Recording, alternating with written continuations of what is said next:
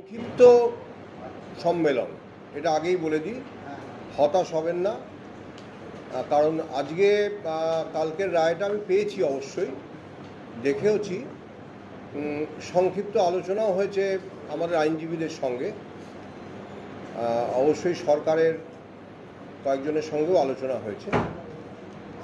কিন্তু মানে এখনও আমরা সঠিক যে কিভাবে কি করতে চলেছি সেটার ব্যাপারে একদম চূড়ান্ত সিদ্ধান্তে উপনীত হয়নি। কিছু আমাদের লিগ্যাল ক্ল্যারিফিকেশান যেটা বলে সেটা আমাদের নিতে হবে।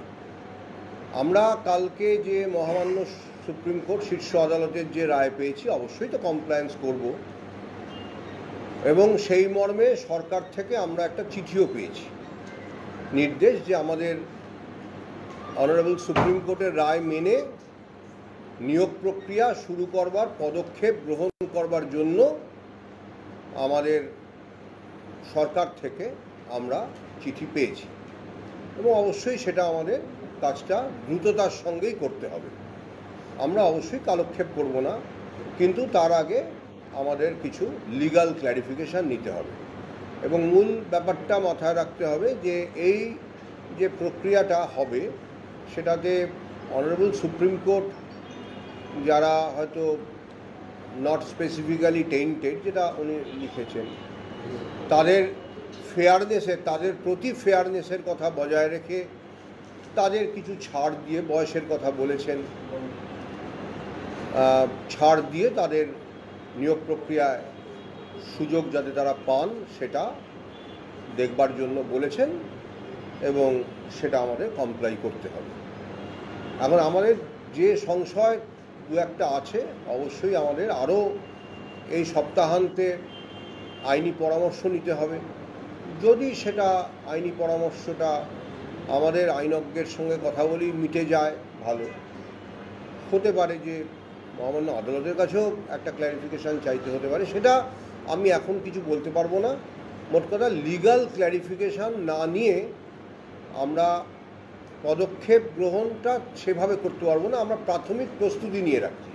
আপনারা যখন এসেছেন তখন আমরা একটা মিটিংও করছিলাম আমাদের যারা আছেন সহকর্মী তাদের সঙ্গে, যে আমি বলেও রেখেছি যে তাদের একটা প্রস্তুত থাকতে হবে যে খুব দ্রুত, হয়তো এক সপ্তাহের মধ্যে, হয়তো 2 সপ্তাহের মধ্যে, একটা যুদ্ধকালীন পরিস্থিতিতে বেশ আগামী কিছুদিন কাজকর্ম করতে হবে।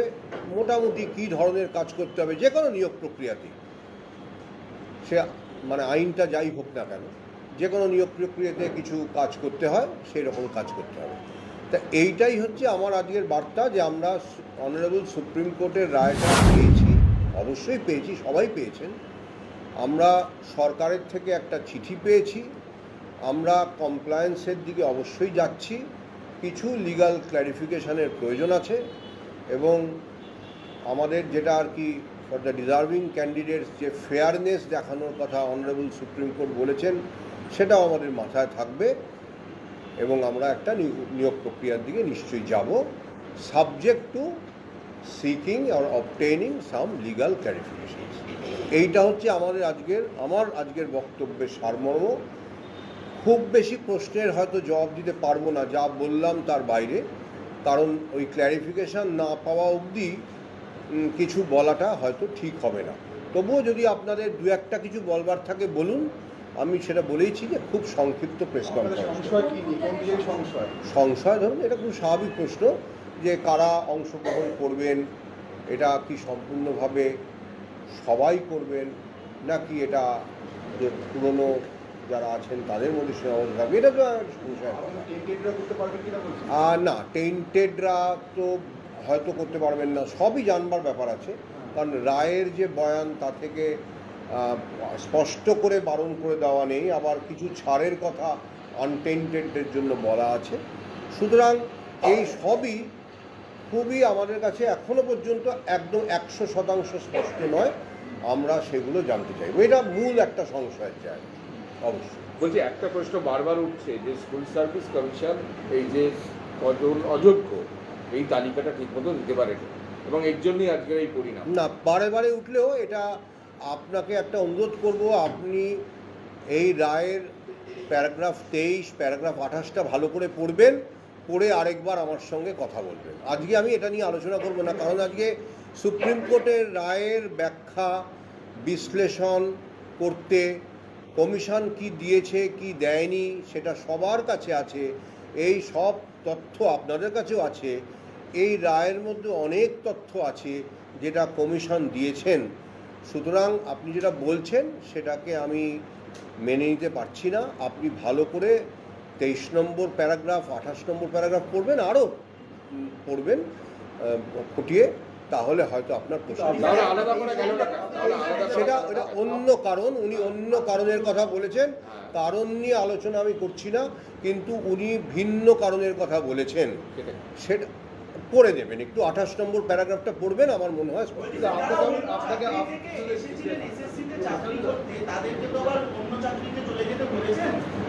হ্যাঁ তাদের সুযোগ দিয়েছেন।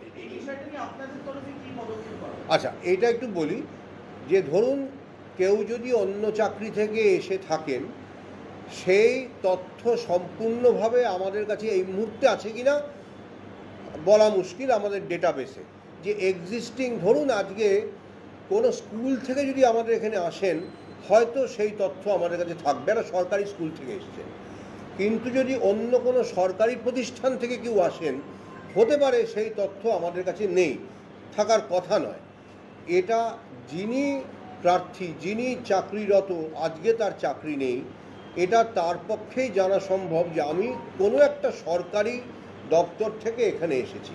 সুতরাং নিশ্চয়ই তিনি আবেদন করবেন, আমাদের থ্রু দিয়ে আবেদন করতে হবে এরকম তো নয়। সুতরাং তিনি আবেদন করবেন, আমি এই রায়ের জন্য আমার স্কুল সার্ভিস কমিশনের এই চাকরিটা আমার আজকে নেই, আমি ফিরে যেতে চাই, মহামান্য শীর্ষ আদালতের এই রায়টা তার সমর্থনে আছে। তা সেটা দেখিয়ে ওই সংশ্লিষ্ট দপ্তরের কর্তব্য তাকে নিয়োগ করা। একটা সময় সীমাও বোধহয় আছে 3 মাস। 3 মাসের মধ্যে তিনি ফেরত যাবেন এবং প্রয়োজনে সুপার নিউমারি পোস্টও ক্রিয়েট করতে হতে পারে, এটাও রায়ের মধ্যে উল্লেখ করা। 42 নম্বর প্যারাগ্রাফে কিন্তু বলা আছে, আপনি 28 নম্বর প্যারাগ্রাফের কথা বলবেন যে in spite of the factual background and the credible evidence indicating irregularities, Commission initially did try and cover up the lapses and illegalities. The cover-up itself has made the verification and ascertainment more difficult, or rather impossible, given the scale of camouflage and dressing up done at each stage. হ্যাঁ, সেটা এটা নিয়ে যেটা হচ্ছে যে এটা নিয়ে এই মুহূর্তে কিছু বলবার নেই, কারণ আজকে বললাম তো আমি তো সুপ্রিম কোর্টের রায়ের ব্যাখ্যা করতে বসিনি। এই যে ইনিশিয়াল কাভারিং আপ, এটা যেটা বলা হচ্ছে সেটা কোন স্টেজে, সেটা কি সুপ্রিম কোর্টে যখন আমরা মামলা লড়েছি তখনকার কথা উনি মানে এটা ইঙ্গিত করেছেন? আমার তো তা মনে হয়নি, কারণ অন্যান্য প্যারাগ্রাফের সঙ্গে তাহলে যেন মিলছে না। তা এটা হয়তো অতীতের কথাই বলা হয়েছে, যে সময়কার সমস্যা।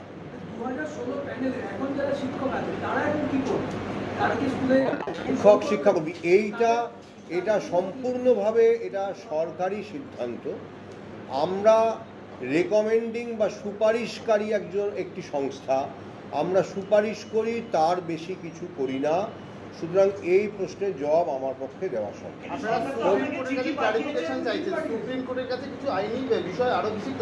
না। সেইটা আমি বলিনি, আমি সেটা আমরা সিদ্ধান্ত এখনো নিইনি। আমি সেই সিদ্ধান্তটা আর এক্ষুনি বলতেও পারবো না, কারণ কালকে রায় হয়েছে। প্রাথমিকভাবে হয়তো সন্ধ্যাবেলা কিছু আইনজ্ঞদের সঙ্গে কথা হয়েছে।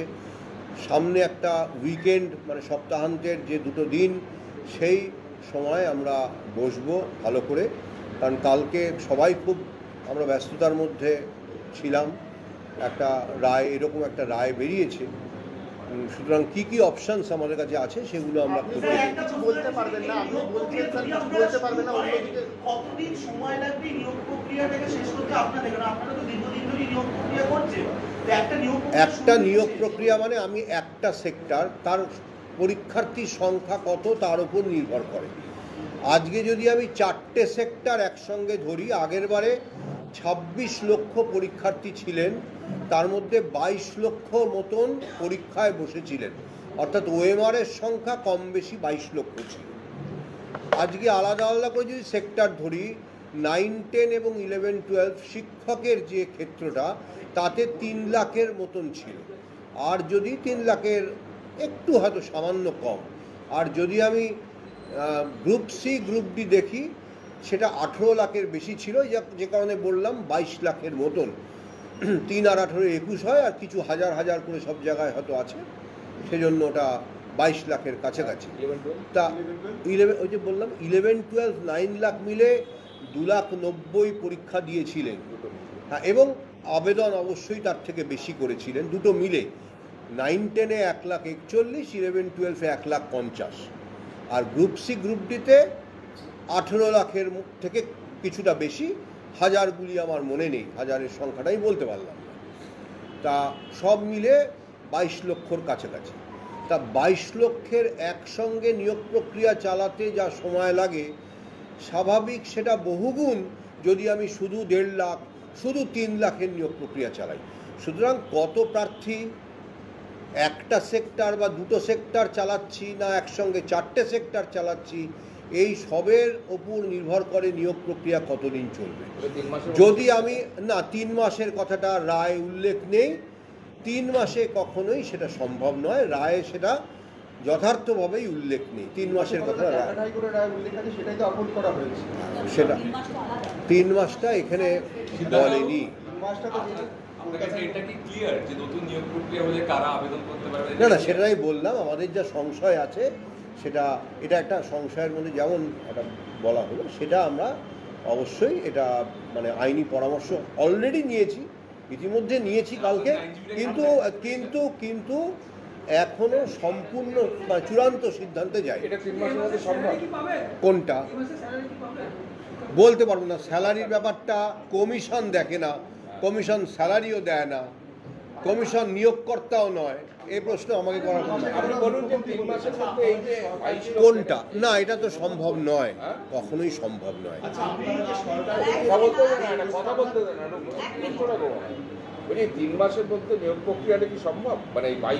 আমি তো বললাম যে 3 মাসের মধ্যে, এটা লেখাও নেই, এবং 3 মাসের মধ্যে নিয়োগ প্রক্রিয়া, এটা প্রক্রিয়াটা সম্ভব, 22 লক্ষের প্রক্রিয়া সম্ভব করা। পরীক্ষা নেওয়া নিশ্চয়ই বিজ্ঞপ্তি, কিছু পদক্ষেপ নেওয়া যেতে পারে।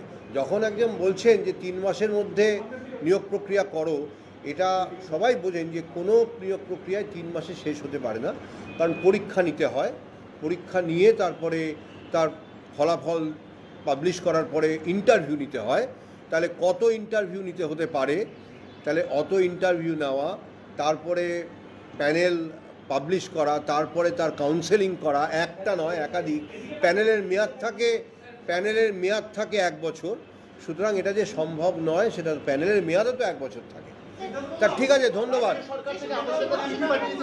আমাদের চিঠি পাঠিয়েছেন যে ইতিমধ্যে, মানে চিঠিটা যে বললাম, আমি বললাম তো যে অনারেবল সুপ্রিম কোর্টের রায়টাকে কমপ্লাই করে ডিজার্ভিং ক্যান্ডিডেটদের প্রতি যে ফেয়ারনেস সেটা বজায় রেখে, মানে তাদের যাতে সুযোগ যারা পাবেন আর কি, সেটা করে যাতে আমরা দ্রুত পদক্ষেপ গ্রহণ করি, সেই বার্তাই এসছে সরকার।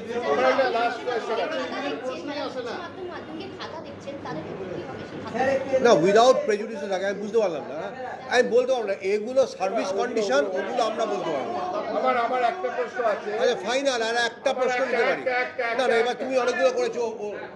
আপনি কি কনফিডেন্ট যে এসএসসি যোগ্য এবং অযোগ্যের তালিকা জমা করেছিল কোর্টে, এবং কোর্ট সেটা? এটা নিয়ে আমি বলবো না, কারণ অলরেডি একটা রায় আমাদের হাতে আছে। এসএসসি কি বলেছিল অযোগ্য কারা? মানে আপনারা পড়ে নেবেন, এই কলকাতা হাইকোর্টের থেকে, মানে ডিভিশন বেঞ্চ থেকে 18ই ডিসেম্বর 2023, 20শে ডিসেম্বর 2023, 5ই জানুয়ারি 2023 এবং সুপ্রিম কোর্টের প্রত্যেকটা এভিডেভিট আপনারা, এবং ফাইনাল নোটস অফ আর্গুমেন্ট সহ আপনারা পড়বেন।